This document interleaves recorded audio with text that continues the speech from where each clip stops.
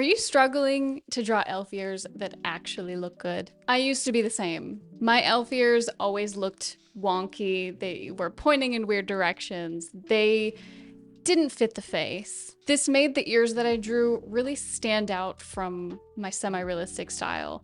They just didn't work. But I drew tons of ears, and after drawing tons of ears, I built a structure that helped me draw elf ears in a believable way. Even my students are using this method and they are getting amazing results, which means you can use this method too. First, we're gonna go over a quick guide on how to structure drawing the ear. Then I'm gonna show you how to take human ears and turn them into elf ears in a very believable way. But remember, it's not just about stretching the ear. I'll pinpoint how to adjust the features to fit any style of elf ear, whether it's short or long or anything in between. Let's jump in. Y'all said you want a little demo on elf ears.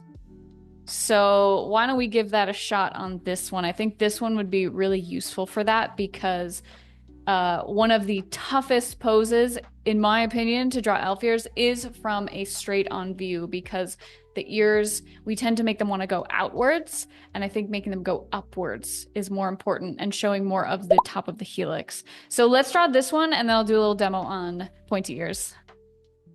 Okay, so let's start with our structure. And because we are looking at the figure from the front, also, I want to point out, I know I have some like cropped imagery here, and it may be more difficult to determine which angle you're looking at the ear from. So if you find it more helpful to use a full reference so that you have the context of which way they're looking, what the face looks like, that might be really helpful for you. I'm going to go ahead and start with my sphere. I'm going to squish it because the figure's looking more forward. Okay. And we're going to, you can see there's a really prominent cave protector here, even from the side. So I'm going to emphasize that. My triangular shape. And then I'm going to look for the curve along the bottom side of the helix. And then I'm going to go ahead and add in the top of the helix. And I'm making some adjustments here because I'm noticing that where I drew my circles, there was quite a bit of gapping between the side of the head. So I'm going to add that in to show the kind of push forward of the ear.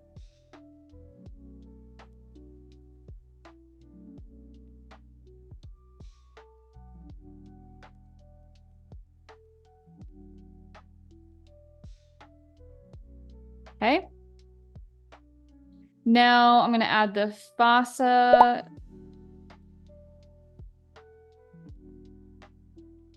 And I'm also going to add the antitragus here.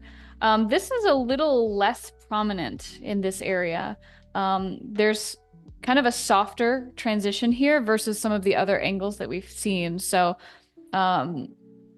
something to note, you know, when you're drawing ears. Could also have to do with the straight on perspective where we see less of the angle here covering the concha or the cave itself.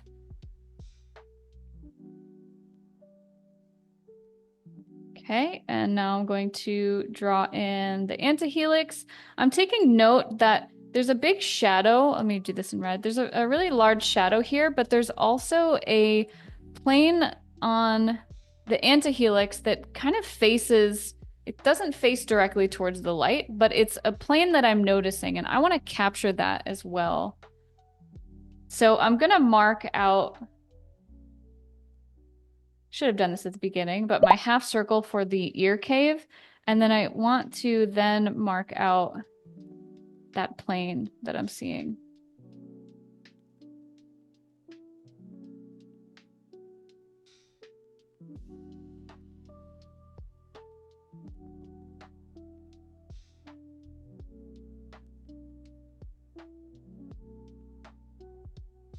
And there's quite a bit of shadow back here. I'm just going to drop that in to make sure I'm showing the contrast and the overlap of the antihelix here. Okay, so I have my structure for the ear. Now, obviously when you, depending on like how long the elf ears are that you draw, the overall shape of the ear is going to change more. But and this is sort of like a made up portion because obviously elf ears aren't real.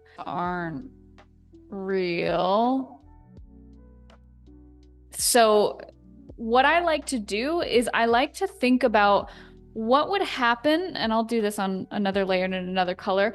What would happen if we extended the top of the helix to be pointy? Also, sorry, don't mean to break it to you, the elves aren't real. What am I talking about? I'm crazy.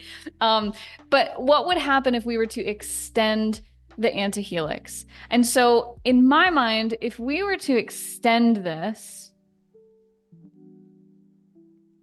to something like this, I know that what we would have to do is also move the fossa as well as the antihelix and the bottom plane of the helix itself. So I'm going to extend the bottom plane of the helix up to follow the ear.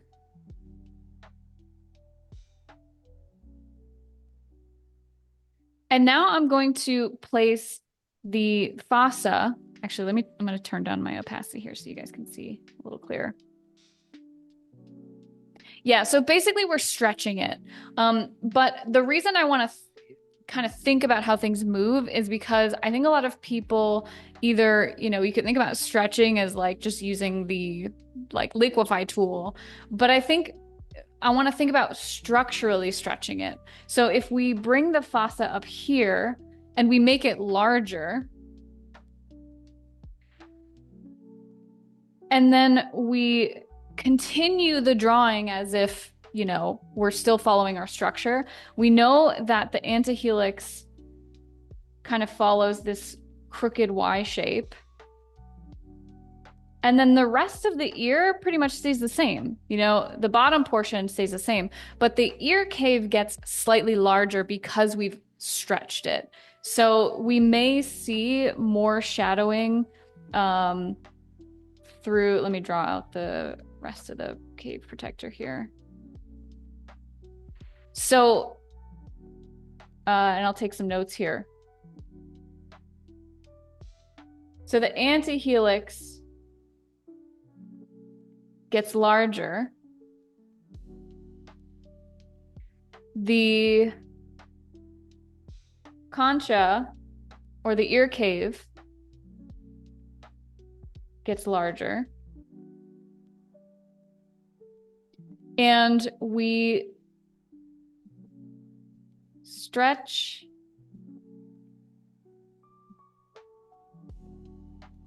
point the ear. And then in general, the other features stay relatively the same. So on a longer ear, you have to exaggerate this further. Now, that's the tough part. And because, we don't have anything in real life to reference this from, you have to use the knowledge that you have about human ears to be able to do that. So elf ears anyway already look like exaggerated versions of human ears.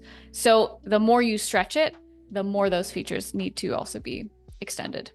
So this can be tough with really, really long ears, but it is possible. And on the flip side of it, because they are not real, sorry, don't mean to upset anyone, but because elves aren't real, I think it's also okay to take some liberties here. And if it's a really long ear and you need to fill in the gaps, you can think about this general structure and how you can, fill in those gaps, maybe extend the structure, maybe exaggerate those shapes. Style discovery would be really good for exploring how other people approach that. But, keeping all that in mind, the other features have to be exaggerated. How you do that is up to you. the closer you make those changes while still keeping reality in mind, the more believable it's going to be. So if we go ahead and we turn this ear off, huzzah, we have a pointy elf ear. Still needs a little bit of structure, but we've got the gist.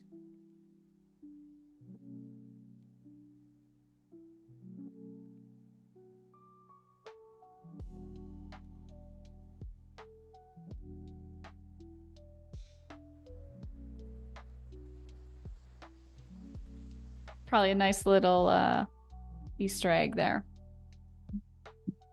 Frequent elf jar, I appreciate this. Absolutely. I should I should do a whole resource on elf ears.